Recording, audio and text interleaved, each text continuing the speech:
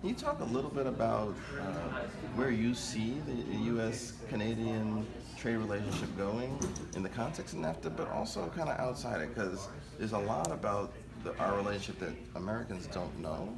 And so talk a bit about that and what your hopes and prospects are. Sure. I mean, Canadians are hidden among Americans. There's something like 1 million Canadians in the United States, but you never know it until you hear her say out and about. Right, You go, exactly oh, right. she's a Canadian.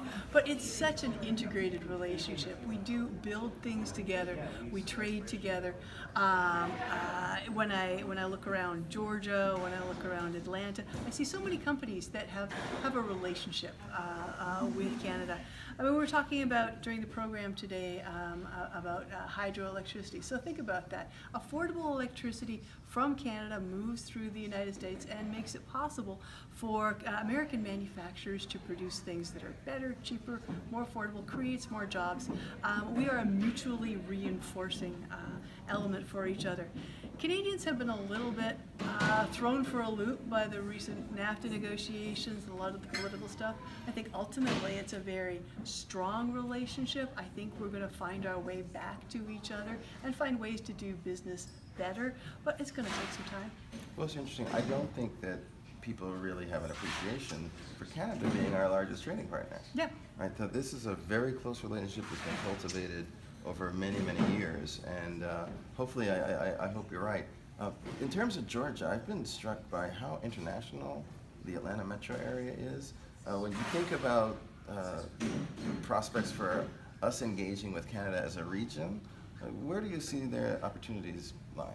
Well, I think one of the things that Georgia and Atlanta have done really effectively is they've made a transition to the services economy and to the high-tech and knowledge-based economy that's really impressive. If we look at the Georgia economy of days gone by, it was manufactured goods, it was agricultural products, it was basic products, and now, when you call a help center in Canada, you're likely to get somebody in Georgia, and not just at the lower skill levels, but much higher skill levels. A lot of work on the sort of services relationships that we do well together and really aren't dependent on border barriers and are kind of resistant to government interference. So I think it's that high-tech, digital, services, entertainment, that's an area that we can really work well together on. That's good. And I had one more question. Okay. So President Trump has talked a lot about his affinity toward his preference of bilateral versus multilateral. Where do you fall on that?